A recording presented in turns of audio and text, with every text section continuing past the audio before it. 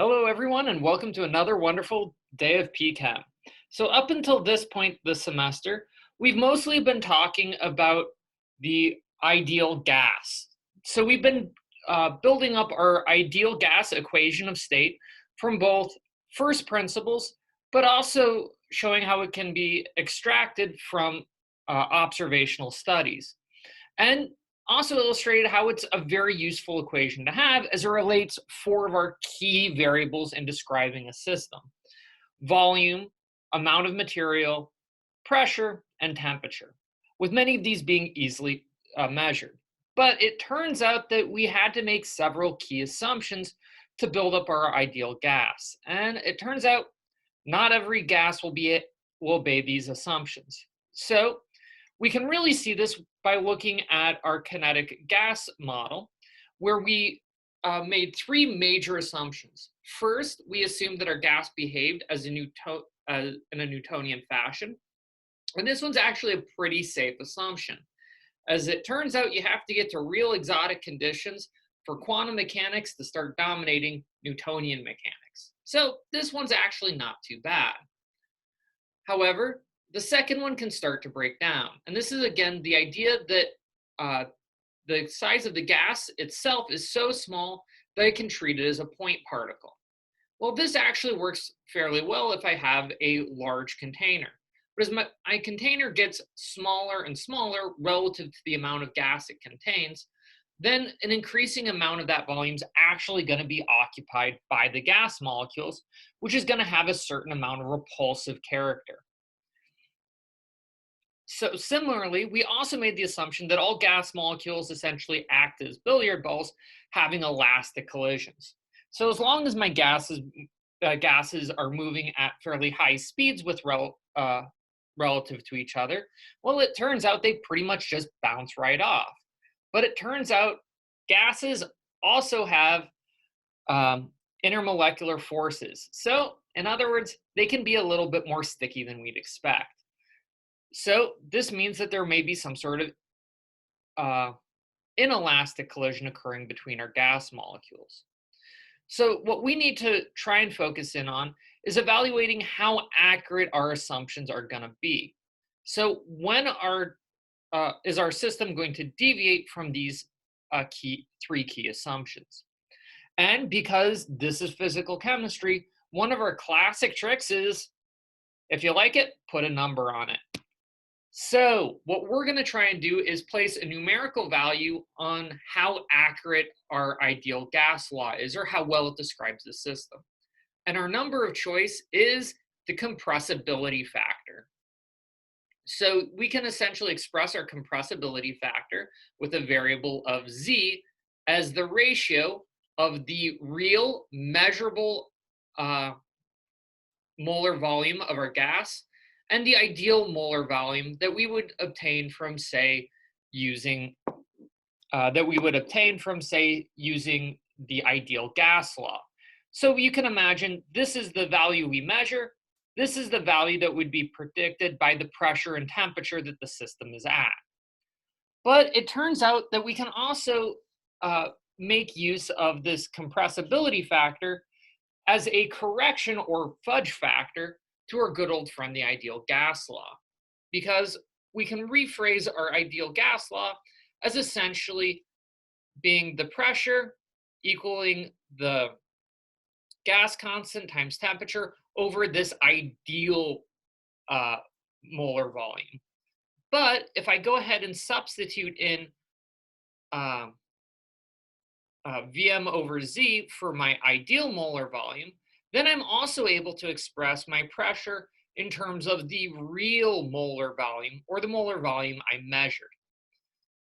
But in order to do this, we end up bringing our compressibility factor into our ideal gas law.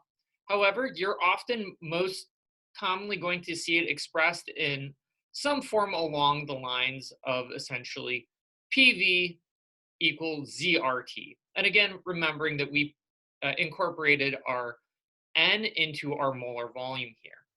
So what our compressibility factor really has allowed us to do is to generate an ideal gas law that will behave under all circumstances, but at the same time, it does so by kind of using an arbitrary correction factor. And so one of our real questions should be, why and when will z deviate from an ideal behavior? Because if z equals 1, we get our original ideal gas law back. If z deviates from 1, well, then I'm not quite so lucky. And so this is going to be the real question that we need to kind of grapple with. And it turns out that one of the best ways to do this is to look at the system more graphically. So what we can do is say, if I have a system at fixed temperature and at variable pressures, how will z go ahead and change as I start increasing my pressure? So as my pressure changes, what will I start to see happening to this z factor? And it turns out that we can go ahead and do this for a great number of gases.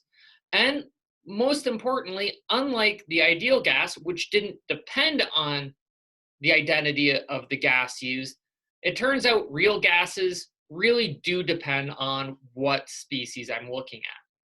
So if I have an ideal gas, my compressibility factor should always be 1 no matter the pressure. But it turns out that interesting things start happening as I deviate from ideality.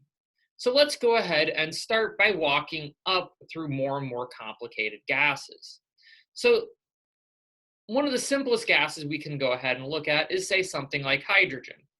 So molecular hydrogen has almost no intermolecular forces, but it does have a little bit of size. And so what ends up happening is, as my pressure increases, it turns out that I've more or less increased the amount of gas per a given unit volume.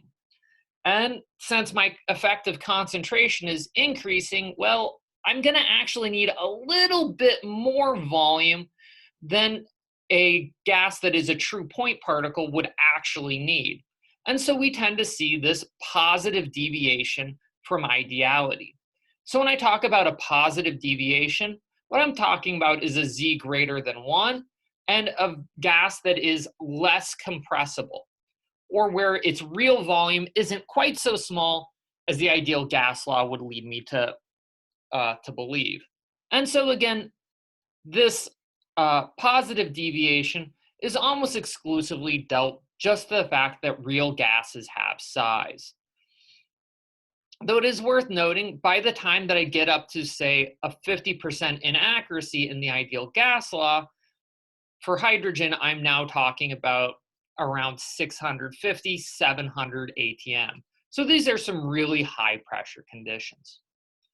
However, let's go ahead and walk up to our next most complex system, N2. So nitrogen, or molecular nitrogen, has a little bit of light IMFs, mostly some weak van der Waals dispersion, but not much else, and has a much greater size. And so what we end up seeing is that under high pressures, it's going to have a much greater deviation from ideality than we would typically see for hydrogen, just due to the fact that it's going to be its larger size makes it much less compressible. But you may notice under mild high pressure conditions, we start seeing something interesting happening. We see a negative deviation from ideality, which is another way of saying that that nitrogen wants to occupy a smaller volume than we would expect. And the reason behind this is actually quite interesting. It's the fact that nitrogen, with its weak IMFs, if I start packing it together tight enough, increasing the pressure to, say, 100 ATM, what we start seeing is that that nitrogen's going to occasionally stick a little bit more than we would expect. And because I am not quite so high of enough of a concentration that I've overly packed my system and I'm trying to make a liquid, I'm going to see my system is going to occupy a slightly less volume just because the molecules are acting more as dimers or trimers than just the strict monomers the ideal gas law would predict. And if we walk down through our other gases, we're going to see a very similar behavior. O2 is a little bit more stickier than N2 uh, due to its extra electronic character, and it's going to be a little bit more polarizable.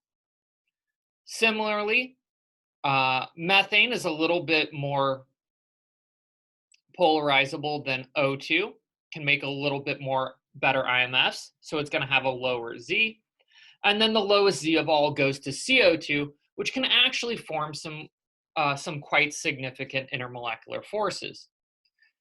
So this is actually quite a cool phenomena that our Z factor is going to be related to both the size of a molecule, with the larger the size, the steeper the curve at high pressures, but also at these kind of more intermediate pressures, we're also battling this attractive component, which would lead us to negative deviations. And it turns out the fact that we have these two opposing factors can lead to some interesting phenomena, specifically and temperature dependence. So no matter what our temperature, at high enough pressures, so pressures well above like 400 atm, almost every species, every gas is going to experience a positive deviation from ideality. And this is simply because at a certain point, there's no overcoming the fact that repulsive forces dominate. But it turns out that if I lower my pressure a little bit more, that temperature is going to start playing a much more significant role. Because at high temperatures, I don't give enough time for my gases to really interact. And all I have is essentially these repulsive forces. All I'm dealing with is the size of the molecule. But the colder I go, the more often these attractive IMFs dominate, and the more likely I am to see a negative deviation from ideality. But this actually leads us to a real interesting point. Low temperatures give me a negative deviation from ideality. High temperatures give me a positive deviation from ideality. So there has to be some Goldilocks zone where they cancel out. And this is called the Boyle's temperature. So this is essentially where my molecules are going to be moving, are going to have enough speed so that any attractive character from the IMFs is just barely canceling out any repulsive character due to their size. And so this can actually be a really important thing to know for any given gas. And all gases will have their own Boyle's temp. So for example, a relatively small weakly interacting gas like hydrogen has a relatively low Boyle temp. So hydrogen's Boyle temp is at about 110 Kelvin. So anytime I'm above 110 Kelvin, which is almost all the time, I'm going to be in this purely repulsive regime. Whereas something a little bit more heavily interacting like methane has a much higher Boyle temp of about 510 Kelvin. So under low pressure or reasonable pressure conditions, and anything below about 220 degrees Celsius, I'm typically going to see methane having a slight negative deviation from ideality. But how about something that's rather common, like nitrogen?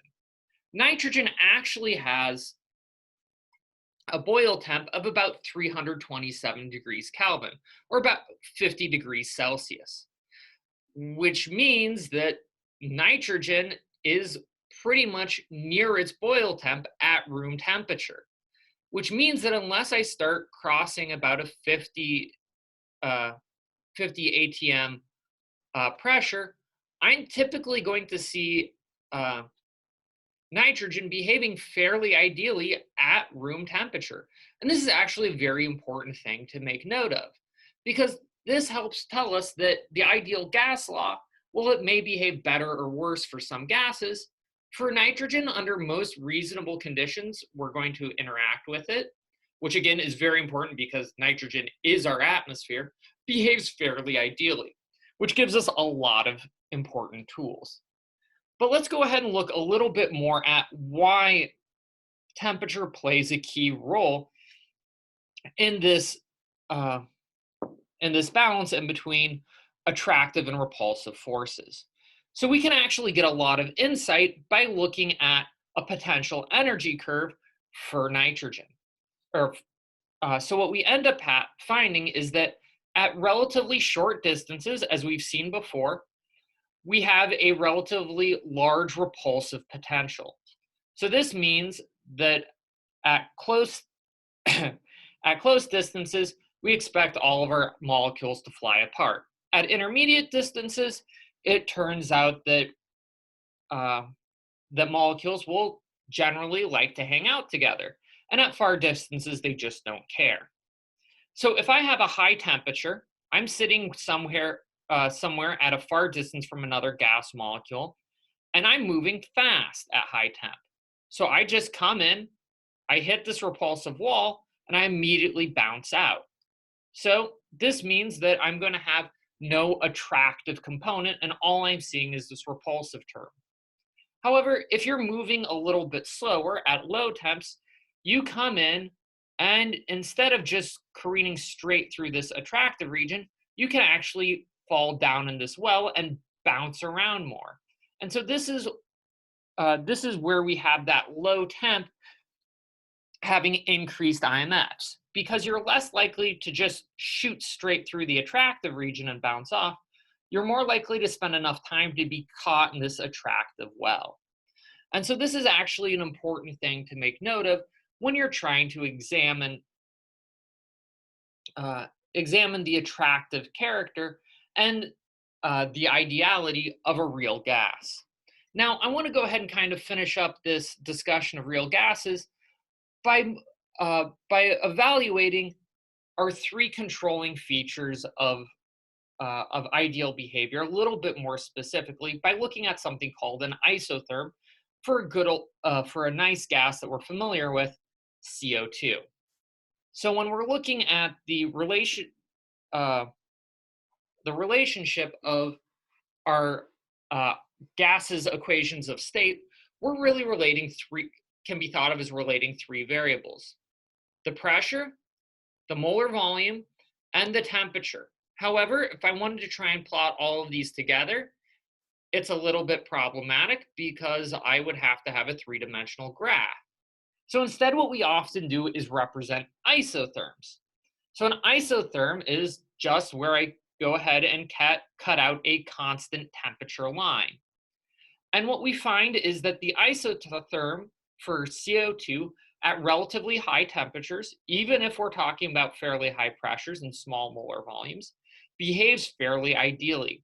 We see this nice inverse relationship in between pressure and molar volume, which the ideal gas law would predict. But what happens as I start getting a little bit colder? So as I start getting a little bit, as my temperature starts decreasing, I start running into a problematic feature, which is that those attractive terms can start dominating. So by the time I get to, say, 40 degrees C, and I start reaching higher pressures, it turns out that my molar volume might be a little bit lower than I would expect because, ta-da, I'm now having a more sticky system.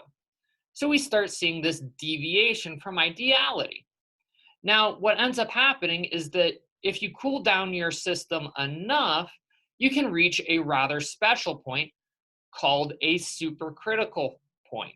So at this point, what I've done is I've formed a supercritical fluid.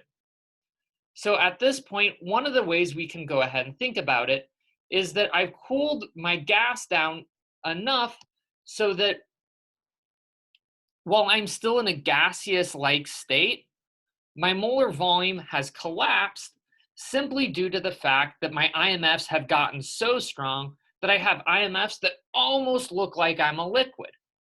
And what ends up happening if I cool even a little bit below this supercritical point, I get into what's called the water region or the liquid region. So at this point, my CO2 is now liquid, or in this case, solid CO2.